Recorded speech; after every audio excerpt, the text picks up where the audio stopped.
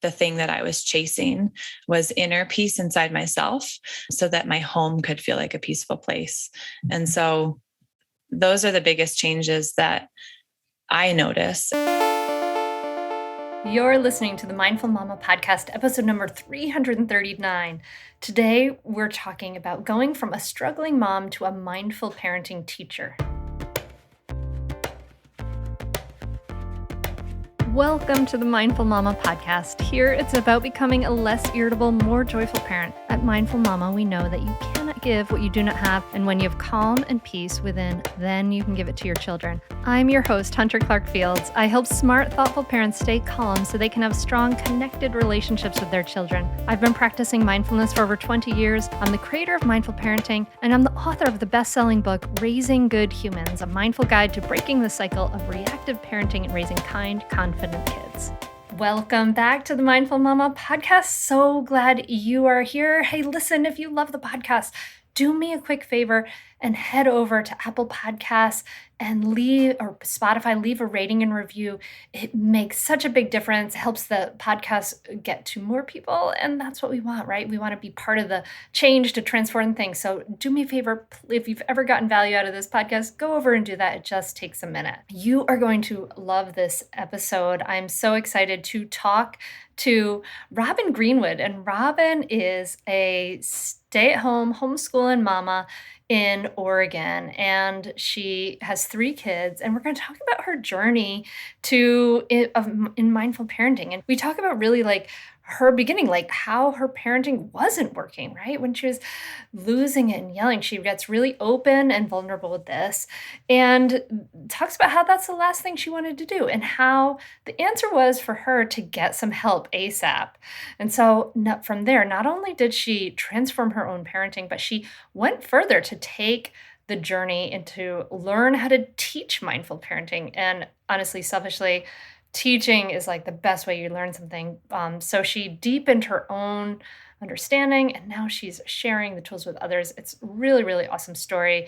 We talk even about how it's a spiritual journey. It's really, really powerful conversation. Hey, listen, before we dive in, just to let you know, if you are interested in the Mindful Parenting Teacher Training, if you want to bring the Mindful Parenting course to your community, you might be a teacher, a therapist, a doula, or you're just passionate about parenting like Robin, then you might be perfect for the Mindful Parenting Teacher Training Program. It's a 5-month intensive program. It can be done from anywhere around the world and gives you everything you need to bring mindful parenting to your community. So if you want to learn more and apply to the program, we don't accept all applications, but if you want to learn more and apply, go to mindfulparentingcourse.com/teach. Okay, let's do this. Join me at the table as I talk to the wonderful Robin Greenwood. Well, I'm excited to talk to you because I've known you for a while now. Feels like how long has it been since we've known each other? You've been doing some work with me. Definitely a few years. Haven't had the chance to meet you in person, but hopefully one day. One day, big hug. Exchange a hug. We're gonna have our Mindful Parenting Teachers Conference. Yes, yeah. I mean, my youngest is 3 now, going on 4. So maybe I've been saying 2 years, but maybe it's 3 or 4 since like discovering your work and going on this journey myself. So,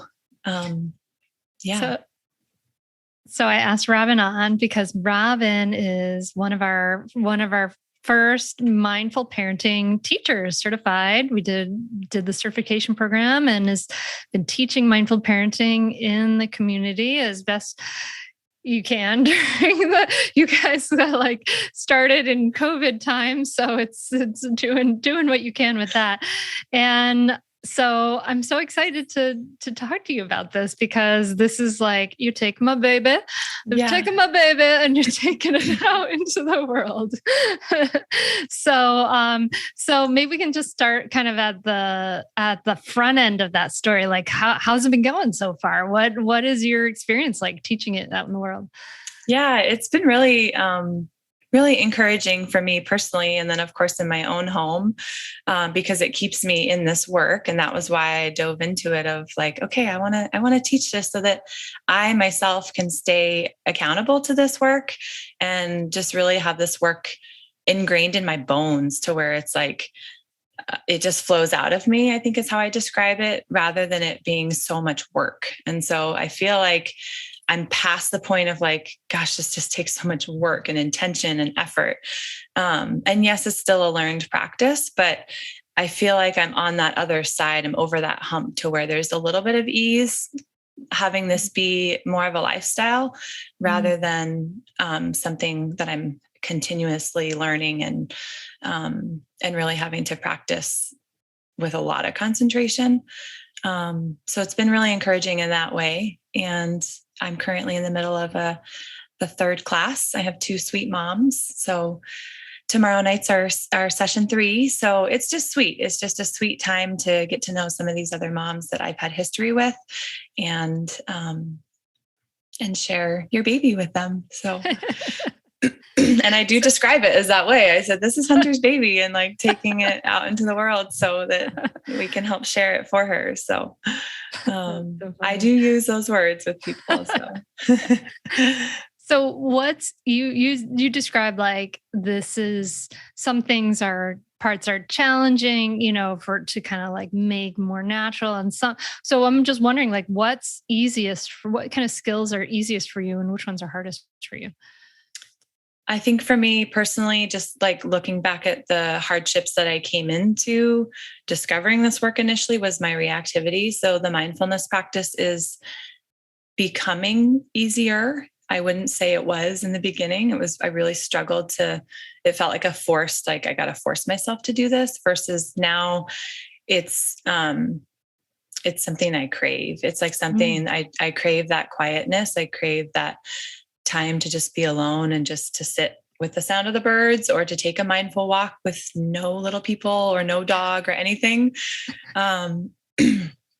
So I think that piece has shifted for sure of this is a practice that just, I truly see how much it grounds me now. And so it's something I look forward and crave to having. And then I think the piece that's probably still the most challenging for me is, I think, reflective listening. I think that still takes a lot of like concentration, thinking about it before I speak it back, because it still feels uncomfortable. It still feels funny and weird. But I also appreciate when others reflective listen back to me. And so I see the power behind it. And I know, like, I believe in it, but it's not just like flowing out of me with ease. And so that still takes a lot of just mental concentration to kind of formulate how I'm going to say that before I just spew it out. Cause I was one that would just react with my words. And so having to really think about that before, I think is still the practice. And you're describing like really what it takes to kind of go from like just reacting to choosing how you want to respond. I mean, that's really what it takes. And it's so interesting. And what you're also describing is this sort of like learning ladders sometimes is what it's called. And this idea that first we're unconsciously unskilled. We don't know what we don't know. This is kind of the blissful ignorance place. And then we move up a step to consciously unskilled. And that's when you know what you don't know. And that's a hard place to be, because then you're like, oh, I know what I want to be doing, but I am not able to do it yet. And then we move from there to consciously skilled, which is we know what we want to do, and it takes some effort, right? Like it's conscious effort to use the skill. And then ultimately what you're describing is like kind of wanting to get to that place of consciously unskilled, which is where you have unconsciously skilled. Sorry, that's what I meant to say. Yes. So you're just using, this is just part of you now, and you don't have to be consciously sort of using the tool. Yeah. And that just takes time and effort.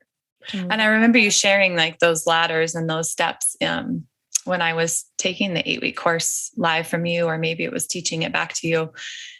And for my personality too, I'm like one that wants to max out on whatever I can max out on. And so that was like a motivation for me of like, I want to get to that point. I want to get to that unconsciously skilled level. Like that's where I thought that I was going to be as a parent. So that was a big motivator for me of those like steps of like, how can I get there? And then breaking that down into, okay, well, teaching this is one way, right? If I can teach this to others, it keeps me in the work selfishly, but it also, helps me to practice what I'm preaching, right? Like, so I know what you mean. Yes. Not to say like, and to be humble, obviously, in it as well, but to be proud of the successes and to be proud of the wins, but in a humble manner too, of also meeting other moms in their struggling place and to be like, I have been there and walked there and I still have really rough days. And that non-striving 80-20% that you share about in your work too, like that 20% is always going to be there because we're human. So yeah. I know. It's unfortunately never an option. 100% perfection. Yeah. And that's okay. I mean, that's the reality of this life, like too. So accepting that as well. But yeah. So I'm curious about your own story. And so was mindful parenting, and so in mindful parenting, we teach how to calm our own reactivity so that we can choose how do we want to respond. We learn how to take care of our own feelings and our triggers so that then we can model how to take care of difficult, emotional regulation for our kids. And then we work on communication skills, right? So that we're not necessarily, we're using more effective communication skills that are not about using power over, just to kind of give a little summary for the listener. This might be new to, but was this very different from the way you were raised and what the kind of habits that were in your, you were sort of conditioned with as a kid? I think bits and pieces of it. I was sent to timeout a lot. I do recall that was like my mom's go-to of she just needed to get the people out of the room so that they were kind of out of her mind. I think because of her own reactivity.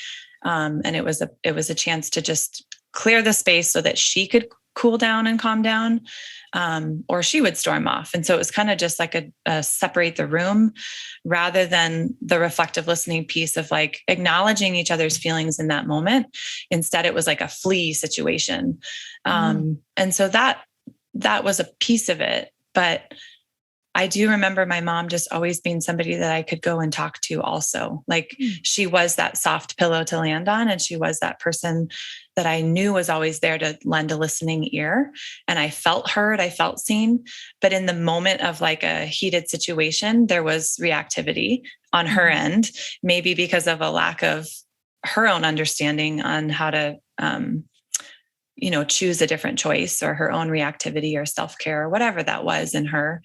But she did the best she could with what she could at that time. And so I don't recall my upbringing being, I had a lovely childhood and I had a lovely, loving home that felt peaceful at times. And then there was that disturbed piece, but I think that was just the reactivity piece of it. Looking at my own motherhood journey in the beginning of like, wow, I really feel like my mom right now. Like this must have been how she was feeling. And so seeing that pattern and the reactivity was definitely my biggest struggle in the beginning, to where I was storming off or to where I was sending a child to a room and closing the door and they were left to just kind of deal with their feelings by themselves. And so that was the piece that I wanted to change. How can we come together, reflective, listen to each other and start with a hug and just kind of connect before we could correct. And that was my heart's desire, but I didn't know how to do that. Didn't know how to walk through that. So I think those are the biggest pieces that jump out to me just from my own upbringing, not to say anything about my husband's upbringing that you're also like bringing into the picture too. Right. From what you know, what was his upbringing like? Do you know anything about it? Yeah, we've had lots of conversations because of diving into this work. It stirred up a lot of conversations that we didn't really talk about before of like, yeah, these generational patterns are a real thing. And we're just blending our two molds together and parenting with those two styles. he was brought up in a home that didn't acknowledge feelings at all. It kind of just pushed him under. And then there was spanking involved. And so there was that punishment piece, probably a lot of threatening and orders and those barriers that the course talks about as well. And so, yeah, those were things that we didn't see were helpful, and didn't want to repeat in our own parenting way. So this work helped to bring those to the forefront and stir them up and talk about them and move in a different way. Stay tuned for more Mindful Mama podcast right after this break. Okay, so my daughter, Sora, who's 12, just went on a crazy cleaning binge, which I'm thrilled about. And she got rid of 2 bagfuls of clothes because they don't fit her anymore and she doesn't wear them. So I am so excited. We are going to get started with Stitch Fix Kids because it is so much easier and so much nicer than going to the store. I love how Stitch Fix Kids takes the stress out of dressing my kid for a different size or sunnier seasons because they've got you totally covered and it's budget friendly and their styles your kids will love. It's so great. So basically, it's this effortless way to get clothes that fit your kid and at any price range. Items start at just $10. So the experts at Stitch Fix, with your feedback, they learn about your kids' taste, they send styles that's perfect for them, affordable for you. You do this like quiz online and then they send you these styles and your kids can try on the pieces at home before you buy. And it's so easy. Literally, like you just keep what they love and you send back the rest. It's like having someone pick out some amazing clothes for you. If you don't like them, you just send them back and you only pay for what you want to keep. The shipping, returns, and exchanges are always free. I mean, I value my time so much. So I love this experience because it's really any age. There's no subscription required. You simply order or refresh as needed, or you can kind of just set it, forget it. Like I might do every 3 months or something, right? And they have every size. So I've got my daughter who's, she's 12, but they have stuff for toddlers. Seriously, they have every growth spurt taken care of, sizes 2T to 18. Join me and try it today at stitchfix.com/hunter, and you'll get 25% off when you keep everything in your kids' fix. That's stitchfix.com/hunter. You can find that link in the show notes wherever you're listening to this. Just go to the notes area, scroll down, stitchfix.com/hunter for 25% off. It's a great deal when you keep everything in your kids' fix. That's stitchfix.com/hunter. It's interesting because that's like a kind of a snapshot, like with both of your upbringing of what the history of things, right? And that in the like 60s and 50s, they introduced the idea of timeouts as an alternative to spanking because obviously kids are physical, being hit physically, and that's not so good. And so pediatricians wanted to help people to stop spanking, and so they introduced timeouts. So your mom was being very skillful with what was available, as far as the knowledge that she had. And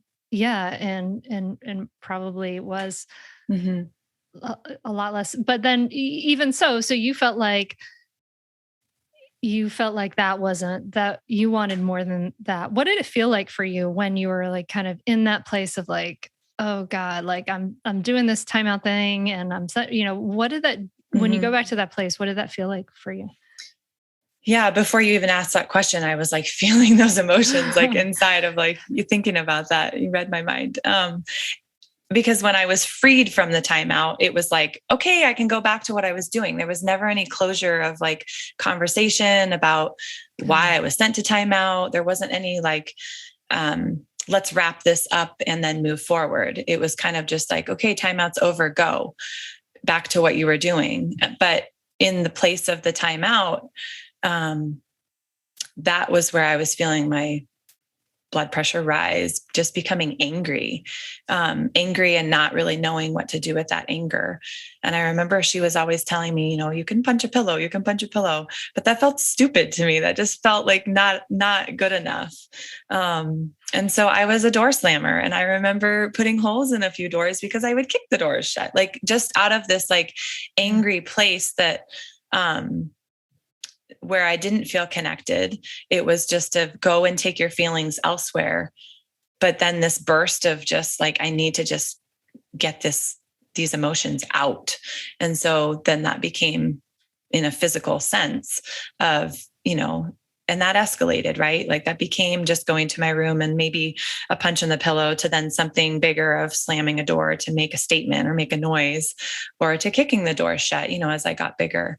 So it felt really lonely. It felt like I didn't know what to do with these emotions and needed somebody to kind of guide me and coach me through what I was feeling, and that it was okay to be feeling those feelings, but it's not okay to be destructive with those feelings. And so I just don't feel like I had that guidance or that piece, which then I was noticing that I was doing the same thing with my daughter when I would get triggered, of repeating what my mom was doing, but then realizing and seeing my daughter in her room and like, wow, she's feeling how I remember feeling, and I don't want that for her. And so shifting that to like, okay, let's talk about these feelings, and let's talk about ways skillfully that you as a 3-year-old can get these emotions out without being destructive, like I was. So yeah, just for the listener, they've done research on stuff like pounding a pillow and stuff, and it actually doesn't help like make anger go away. It actually exacerbates it. They found that in the research.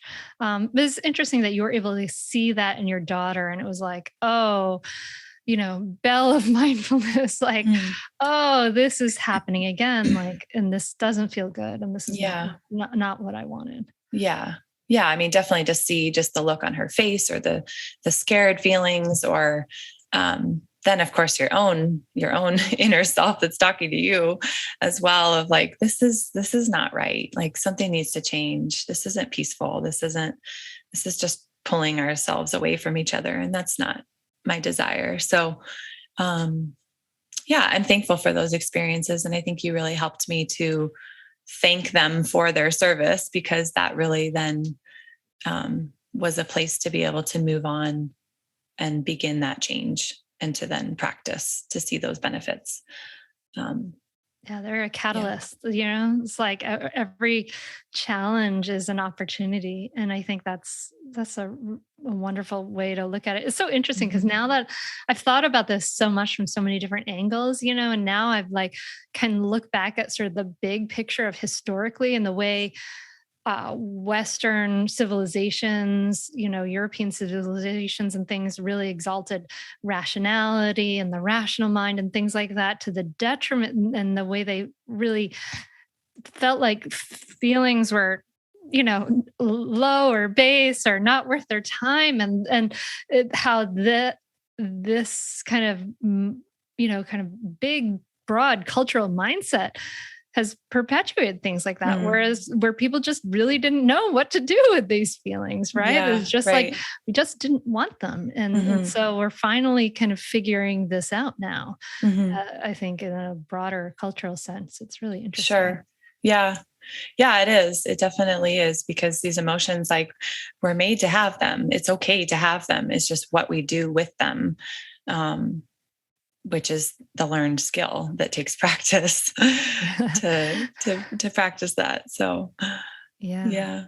Oh, wow. Okay. So your older daughter was 3 at the time. 3 is such a great age for that, because it's so much pushback and you're like, whoa, I gotta do something here. Sure. Something's got to change. Right. Yeah. I mean, the first 2 years were hard in a different sense, in those baby stages and that sort of stuff, but more in the toddlerhood was more of like when I felt like I felt like it was okay to leave her in her room by herself. Whereas, there were definitely triggers in the newborn stage but that was just basic needs of the ongoing crying or the disruption at night or those sorts of things that come with babyhood versus then when you shift into toddlerhood where you have the language that's coming and, more of the behavior because they're bigger and can express that.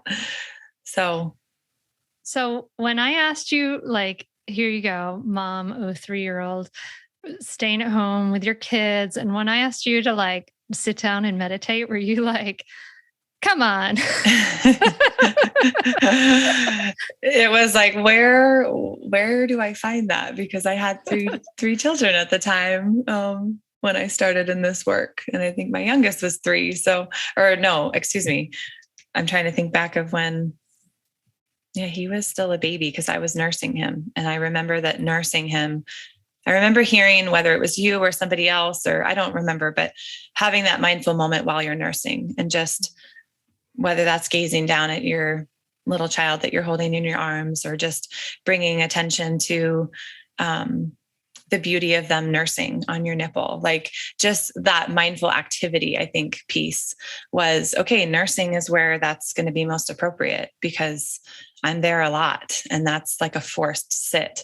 Otherwise, I'm not sitting down the rest of the day really, because then I have 2 other children that need something else and the home and, the list goes on. So I do recall nursing being like a mindful activity that was where I started the practice. And then moved into mindful walks because sitting alone quietly felt really uncomfortable. I already felt defeated before I even started, if that makes sense. And I didn't want to feel defeated. I already felt defeated in so many other areas of my motherhood journey that I think I then took to emotions need motion. And so then I switched to mindful walk. And if that was with my kids, then that was just really being mindful of what are they sharing with me? What are they stopping to see in the grass there?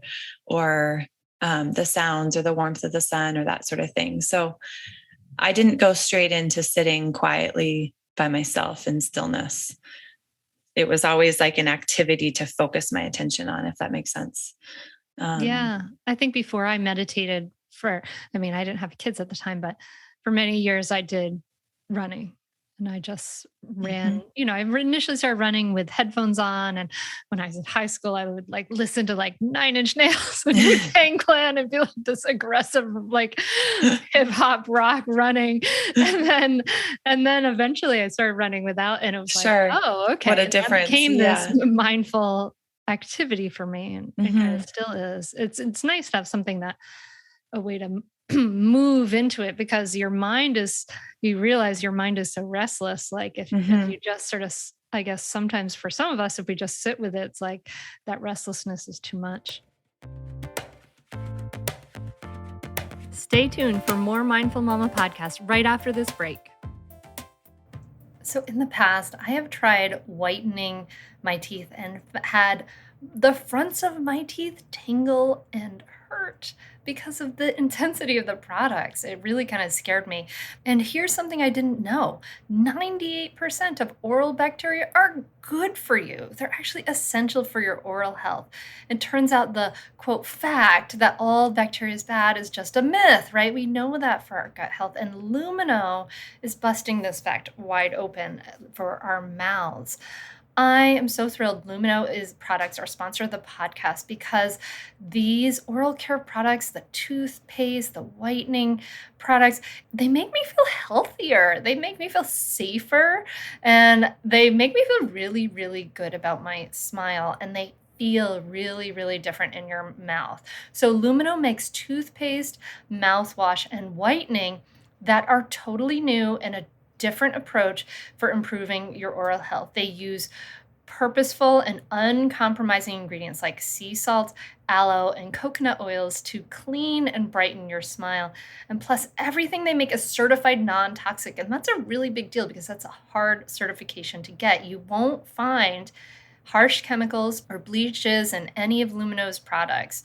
Everything is dentist formulated, backed by over 50 studies, and this is the key, it's proven to protect your good bacteria, also known as your microbiome. And you'll love Lumino's whitening. It only takes 30 minutes to apply, and it brightens your smile with no sensitivity like I suffered. Find Lumino on Amazon.com and get $7 off today. That's Lumino with an X.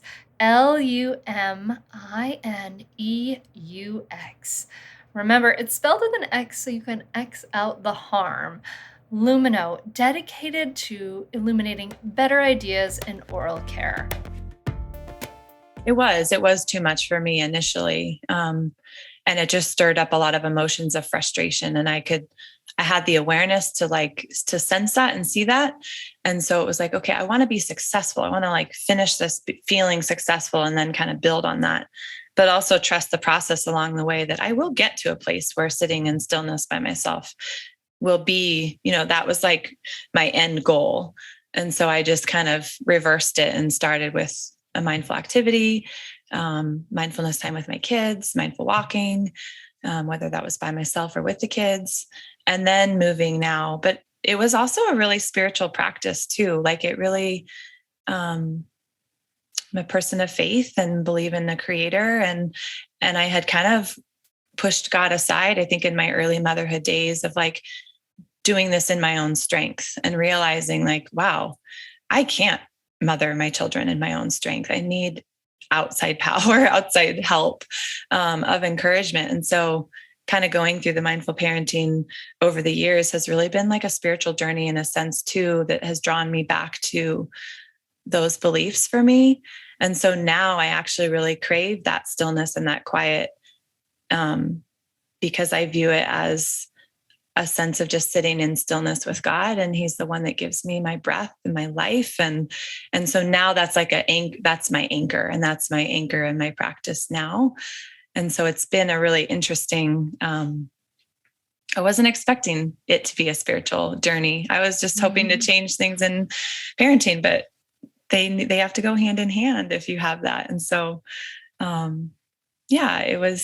it's been beautiful. So I think it is. Yeah, I could see that. I think it is for me, it's a spiritual journey of connection with everything that is, and that is there. It's not what I lead with, right? I want to teach people the practical benefits of your brain and everything, but it's true. It is a spiritual journey to really pay attention to, the feelings that, are coming up, that are here, that we all have, and to feel our bodies, to really be embodied is different from the way that we mostly go through our lives. And it's funny how that's the only way, we want this way out of yelling. We want this way to, or our reactivity. We want this way out of it, but the only way out of it is through. And to have this, you have to be brave,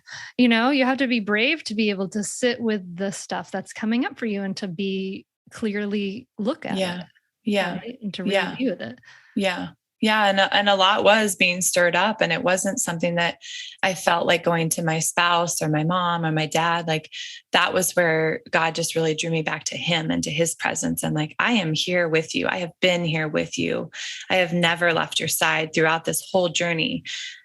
And just really letting me know that I was the one that walked away. I was the one that kind of walked out of that relationship and went forth with it in my own strength and my own power, and completely failed time and time again, and was falling down and eventually just got to my lowest of low and being how do I climb back out of this? I don't think I can do this alone. And of course I landed with your work and just felt the compassion and the non-judgmental piece of it as well. And so that your work was a safe place for me. And that was a place to begin and to get to, that felt okay, wow, Hunter really cares. She really gets it. She really sees and hears the struggles. And And so I really believe that he used you in a powerful way in my life to just help me get out of that, first of all, and to just get to kind of that first layer of this walk and this journey. And then to just kind of like, okay, come back alongside with me and let's do this together and work through this. And so it's just been it's been an interesting journey that I didn't know what to expect. And so it's been cool. You're describing this conflict between like ego, right? And the sort of small sense of self and like our willpower. And I think we have culturally this like all this like sort of unwarranted belief in the power of our willpower, right? And to me, when I think about it, that's like there is, you're describing like a sense of surrender, right? A sense of acceptance of like, yeah, I'm not just going to be able to choose. I'm not going to be able to just will this. Yes. It has to be practice and action and acceptance of what is. And it really is something between sort of that small sense of self and that ego versus, a larger sense of like acceptance of, our perfectly imperfectness. Yeah. Right? Yeah. Yeah, absolutely. We have to do our part. Like we can't just sit back and expect those changes to happen without pulling our own weight.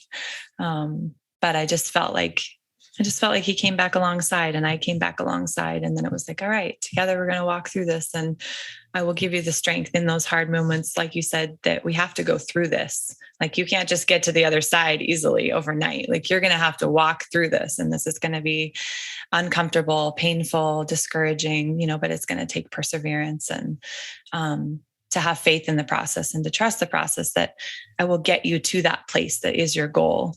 And so it's just been neat to walk through that journey. What, in your own family, in your own life, what changes and have you seen? Well, I see the word peace behind you. And that was something that, when I first heard one of your podcasts, it was how you open your podcast with help me with the beginning. You cannot give what yes, you do thank not you. have when yes. You have. Yes. It like totally just went, woo, calm and peace within. Yes. Yes. Then you can give it to your children. And those words just were the initial like piercing of my heart of like calm and peace within. I thought I had calm and peace within, but clearly I don't. And so how do I get that? And what does that look like? And so I've been chasing this idea of peace and like, what is peace and what does that look like inside me first, so that then I can give it to my children and then my home can be a peaceful place or a place of peace. And so that was really the thing that I was chasing, was inner peace inside myself, so that my home could feel like a peaceful place. And so those are the biggest changes that I notice and that I have been told by other people that in my family, as they've kind of walked this journey from the sidelines, some right in there with me, and that's kind of been what they have shared is like, you just really have that. And I didn't share this with people. I didn't share that I was like seeking for peace. That was like a total inner, I didn't want to share that with people because I didn't want to be watched or in the spotlight along this journey. But it's been neat to hear people just share like, wow, you just seem really peaceful and calm and grounded. And those are kind of the describing words that people share with me. And it's like, wow, little did they know that that's what I was chasing, like, or trying to get, so yeah, just calm and peace in our home and groundedness and, confidence, but not cocky confidence, like just confidence in, we can do this. Like we can work through hard things. We can solve hard problems. We can get through hardships or struggles in a peaceful way. So I think those are the biggest pieces in our home. And then of course, tending to the emotions too, by listening and sitting with my children in those emotions rather than pushing them out of the room. Because I wanted that as a child and didn't realize I wanted that until as an adult looking back at that, realizing that, oh, that's what I guess I needed, but didn't have. So Stay tuned for more Mindful Mama podcasts right after this break. I'm thrilled that we are sponsored by Green Chef, America's #1 meal kit for eating well. And I love it because they have incredible options for every lifestyle. They have options for keto, paleo, vegan, vegetarian, Mediterranean, and gluten-free. So my husband has issues with gluten and can't eat wheat. So we love Green Chef for all the different options they have. They have a cheesy chicken enchilada skillet that is so yummy and cheesy and delicious.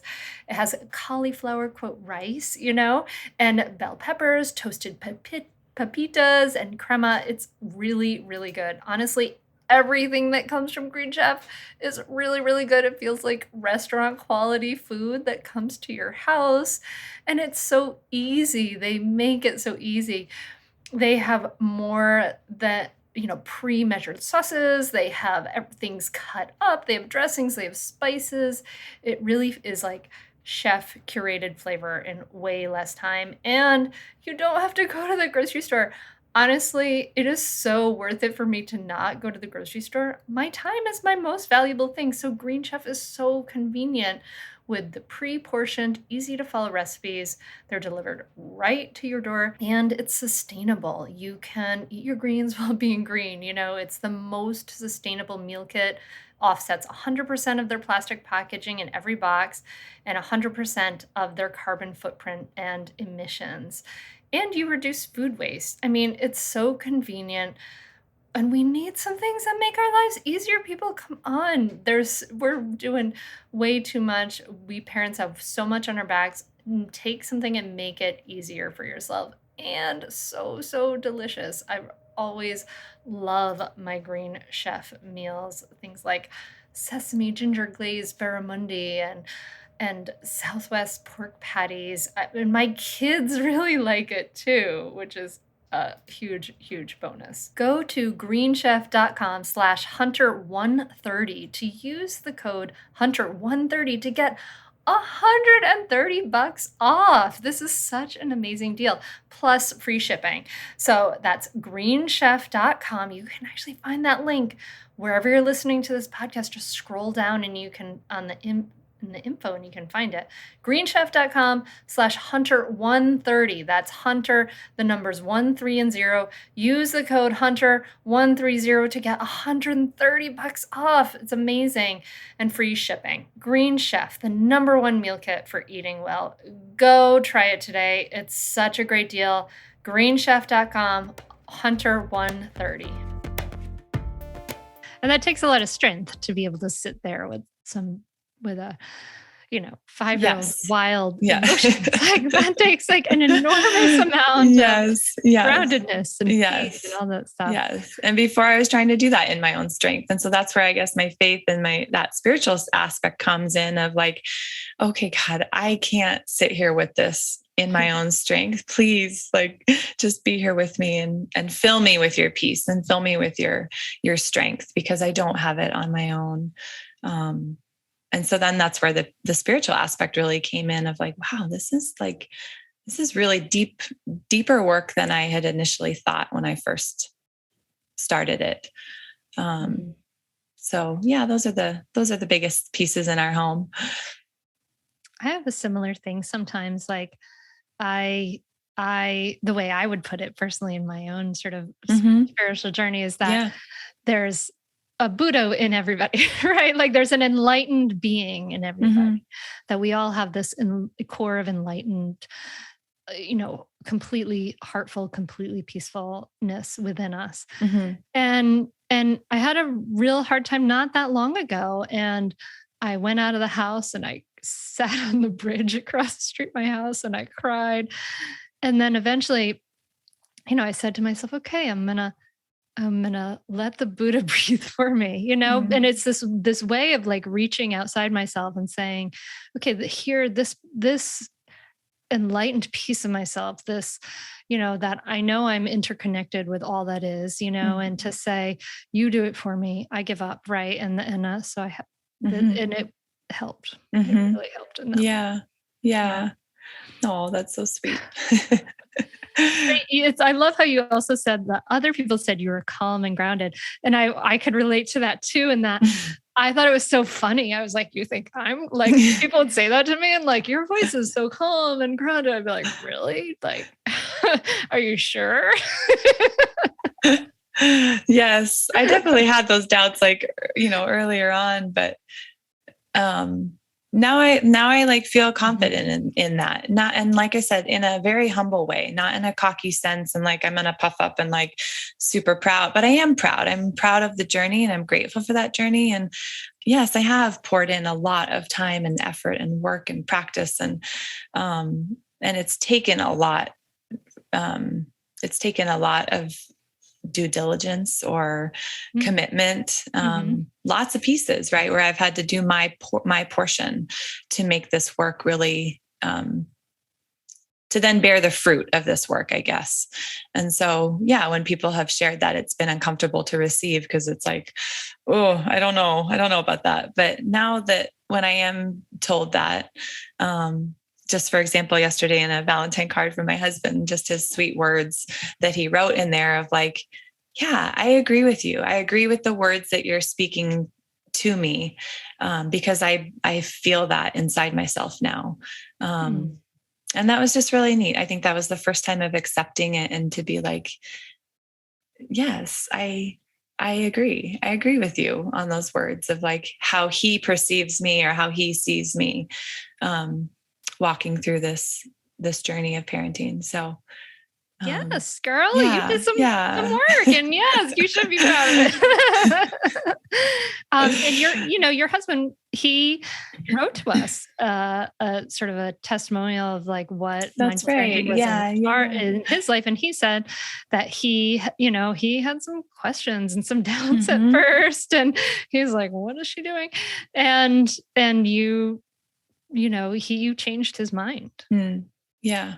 I remember those early weeks or maybe months of just, I couldn't get enough of like the online self-paced course. I was like, I'm going to go back and do another module. Like I just kind of just dove into it and, and then of course would share that with him just to process through it and just to have a conversation with him. And he'd be like, I don't know about that, just really leery. No, what's the right word? Leery. Yes. Leery of it. But it wasn't anything that, inside myself, it was like, no, I just know that I need to stay on this course. I know this is work that I need to continue doing. So, screw you. Like, I'm not going to listen to this. I need to do this for myself first. And so, yes, the more time that passed and just sharing bits and pieces of this is how we need to handle something. And just, can you just try this with me, or can you just support me in this, or sharing a skillful way of doing something. And then him trying it with the kids and being like, wow, that actually was effective and felt good on both the recipient and the parent. So yeah, little by little, he had a change of heart too. And I think is really grateful for what the journey's been as well. So that's great. Cause I just had a conversation with Kara Hopp, and who is a psychologist. And we talked about that idea of like, well, what if you have different parenting styles and things like that? And that's what she said, like, well, let's just try this for right now and see how it goes. That's exactly what she said to do. And you did that very naturally. Yeah. Like, let's just try this. Right. And that's sounds like that was really effective for you. Cool. Yeah, it definitely wasn't like a try it once and then can it if it doesn't. Yeah. Like this is like, like, no, we're going to stick with this for a few months, like to really, to really learn it. So I would clarify on that piece. Like, don't think that it's not working if you just try it once or twice.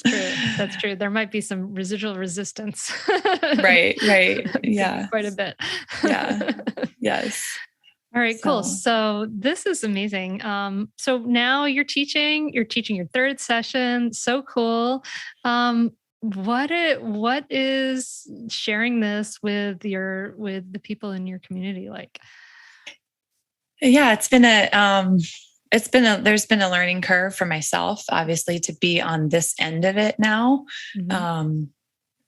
and to be under you as far as like, this is her work. And yes, I like believe in this so much, but then like you said, there's bits and pieces in that work to interject, right? Your own personal story, which is going to be different than yours or, a different mindful parenting teacher. And so just kind of a learning curve of where to put that in, and kind of how that fits with what the mindful parenting teacher guidebook is. And so that's been an interesting, and I take away something different after each. I have now that this is the third round, I've taken away something different each time. And so just being open, I think, to each group of mothers. This time I actually have a couple, a husband and a wife, that are sitting together, and then a mom. So there's the three of them. And that's just to bring in the husband, the spouse this time. And we're only 2 sessions in, coming up on our third, just brings a whole different dynamic. And I think just being open-minded about it, bringing in that curiosity piece as well, because it definitely is just bringing a different element to having the partnership there that are learning from this and receiving this information and then sharing individually their wins, even though they're in the same home raising the same child. So that's been really neat. I'm excited to continue with the 7 other sessions and hearing what that's like for them. So that's cool. Yeah, it's been good. I taught it in person to a group of 8 couples one time. And it was cool. It was a community group wrote a grant, and they had me teach. I taught mindful parenting, and they, we were in a church. And the kids were like down in like the rec room with a childcare person. Mm-hmm. So it's really nice to have that parenting partners together. Yeah, it was so nice because you got such huge diversity of views, and it's really, really interesting to see that. Yeah. It's all been over Zoom. I tried to have an in-person session, and I just didn't have the interest here in our community. A goal of mine is to have around my dining room table, have an in-person session. Like that just makes me feel warm and fuzzy inside just thinking about it. So I hope that can happen at some point. But we're new to this area. We've been here for a year, and I'm still building that community. So it's just been through Zoom. But I have had a few opportunities I've realized that not everybody wants to say yes to the 8-week commitment. And so how can I still share this work with people, but in a much smaller sense? And so I asked our chiropractor's office if I could hold like a hour-long just evening session, because they do a lot of education in the evening, and they were open to it. And the chiropractor's wife came, and there was like 11 that had signed up. And so I just did put together like a short PowerPoint presentation on breaking down mindful parenting. What is it? What are the two pillars to kind of your mindful parenting work, and just kind of like a snapshot as to what this work is. Which was really neat and challenging for me to like, okay, how do I take this 8 weeks and put it into 1 hour? That if I was sitting receiving this information, what would be some nugget that I could take away from this? In hopes that, of course, by sharing this with them, that this is an 8-week course, that they would maybe then have the interest to like, oh yeah, I would like to learn more about it. So it's kind of like an introduction with a snapshot with a little mindfulness practice at the end. And that was challenging, but that was really exciting to be able to pull that together and put that forth and receive the feedback from people that attended to that. So I have had that opportunity as well. And sharing at my children's old co-op preschool at their parent meeting that they have every month. So I've had the opportunity to do that twice now, which was the same presentation, but so that's been neat. Yeah, that's been neat. Just a different style and something shorter. So are you seeing what's happening for your students? What are you seeing happening for them? So it's been interesting. Like once the 8-week course finishes, these are people that some of them are friends that are still in my life, on not a daily basis, but to where I think of them, a random day and check in with them and just see how's it going now that it's been a few months since being done with the course. And So that's been neat to just kind of continue those relationships in a different way now, and with a little bit of accountability. But then I also realized I can't do that with every student, right? Like I can't do that with everybody, but just those every now and then someone will be put on my heart and to reach out to. So, but I think for some, it's been just the self-care, like how much they need to find time to truly give themselves care before they can pour into their children. Because they just keep pouring with an empty cup and it's not going well. So I think that's been some of the reaction that has been stirred up. The generational patterns has been really interesting for some students to be like, oh, I never thought about looking at my spouse and my partner's upbringing and mine and how we just put those together and just kind of roll with that. And so that's been another piece that has been talked about. And then the skillful communication, I think, has been the biggest challenge for the parents as to what that looks like. And so that's been the biggest piece of just encouraging them that this isn't like, you don't just use this iMessage once and it works. Like this is a practice, a learned practice, like learning a new language. That's going to take months and months and months, maybe even years until you really get it down. So that's been another piece that has been stirred up for people. Now that they've taken it. So I see a refresher course in your future. Yes. for your parents with you, Robin. This is so cool. I mean, I really love, oh my gosh, I can't believe how much time has gone by. That sometimes happens to me when I have a podcast conversation, but I've really enjoyed just talking to you about this, hearing about your own story and what's happening with you with it. And it really brings me a lot of joy. You can see like my yes. Right it should bring you joy. That's a good thing. Is there anything we didn't touch on that you feel like the listener should know about when thinking about mindful parenting, or even maybe thinking about the teacher training? Perseverance comes to my mind because it really, I think it's easy to get discouraged in the beginning when you're still learning this. Like you're learning this and you're wanting it to work so bad. You're wanting to see change so desperately, especially for parents that are in really desperate, hard places. And I was in a really hard, desperate place where things were not peaceful at all. And so I think I would just encourage people that find themselves in a season of desperation and they just want something to work. I would just encourage to have perseverance because it is transformational work, but we have to put in our portion to make this transformation happen, as well as just trusting that process. And if that process is 3 months, trusting in that 3 months. If that process for you is shorter, then that's awesome. If it's longer, I think just continuing to have that mindset of just keep persevering, and you will see change. Yeah, I think that these are tools that we can really, really trust. As you were talking about that idea of perseverance, it made me think of like planting a seed. We plant a seed and then we have to water it. We need sunshine, we need soil. We have to wait. And keep watering this like bare patch of ground for a long time. For a while, Yeah. And you have to trust that flower is going to come up.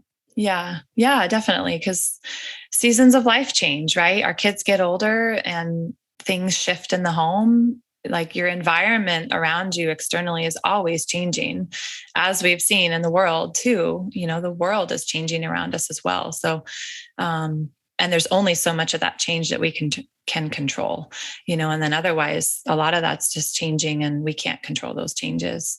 We have to go through it. And so that's, I think, why perseverance comes to my mind of like staying steady, staying to the course, and trusting the process along the way as your kids age and change and whatever those pieces of development that shift attitudes, behaviors, language, all of that. But this work that is so applicable to any age, any relationship really in your life. So, yeah. I'm really realizing that as my daughter goes from 14 to 15 and the challenges and things that are Yes. going on with that.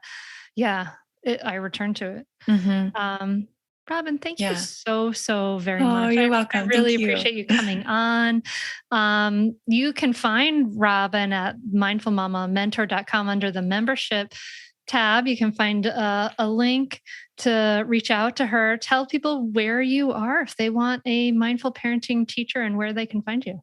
Yeah, I live in Central Oregon area. And yes, on your website takes you to a link to the website that I had someone help me create just as a landing pad to send people. And it's mamabirdrobin.com. So mamabirdrobin.com. yes. So appropriate. I love that.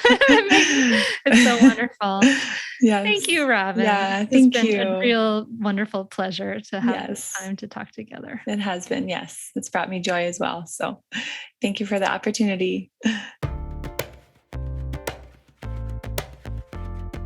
I so enjoyed talking to Robin, and I hope you enjoyed this podcast episode. I mean, she's such a good person, and I really feel safe having her take my baby of mindful parenting and teach it out in the world. It's pretty awesome. If this is something that interests you, if you want to bring mindful parenting course to your community, maybe you're super passionate about parenting like Robin is, or maybe you're a teacher or a therapist and you want to bring it to your clients or doula and you want to have something for them after the baby's born, then you might be perfect for the Mindful Parenting Teacher Training Program.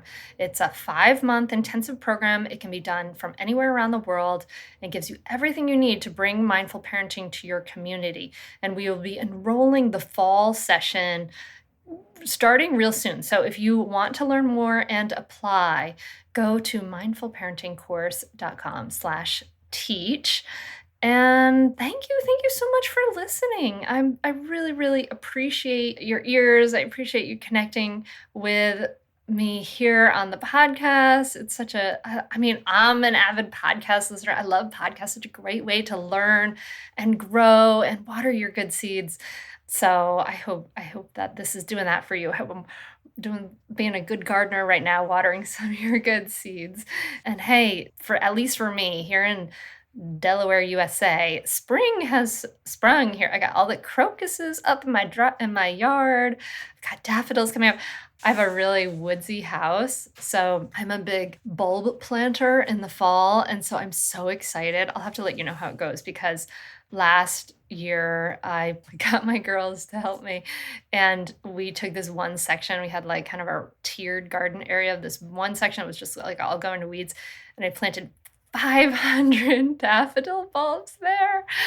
I'm so excited to see what happens. I'll have to let you know. Maybe I'll put some pictures on Instagram. So anyway, yeah, I truly believe in I kind of think of it like as like parenting, right? Like you have to put these investments early, right? And you have to wait, right? Wait through the winter to do some work.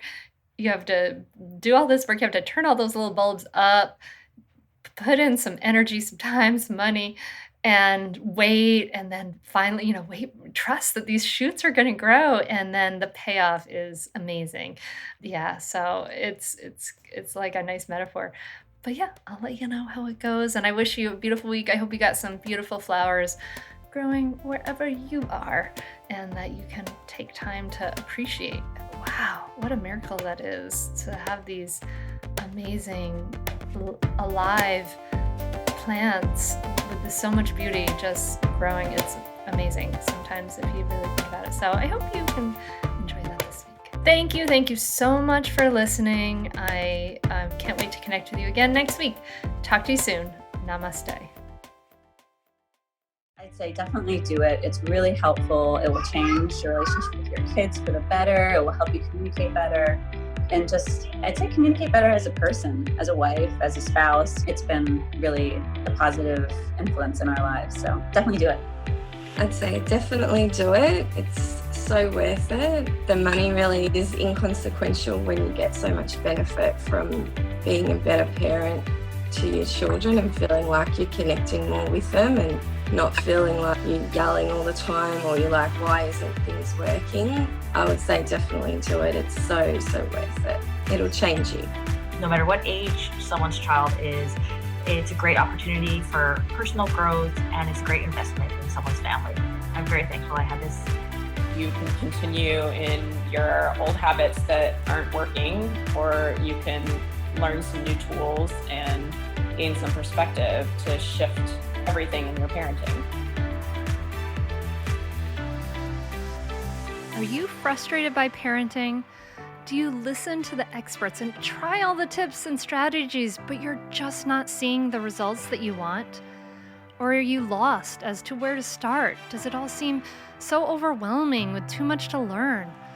Are you yearning for a community of people who get it, who also don't want to threaten and punish to create cooperation? Hi, I'm Hunter Clark-Fields, and if you answered yes to any of these questions, I want you to seriously consider the Mindful Parenting membership. You'll be joining hundreds of members who have discovered the path of mindful parenting and now have confidence and clarity in their parenting. This isn't just another parenting class. This is an opportunity to really discover your unique, lasting relationship, not only with your children, but with yourself. It will translate into lasting, connected relationships, not only with your children, but your partner too. Let me change your life. Go to mindfulparentingcourse.com to add your name to the waitlist, so you will be the first to be notified when I open the membership for enrollment. I look forward to seeing you on the inside. mindfulparentingcourse.com.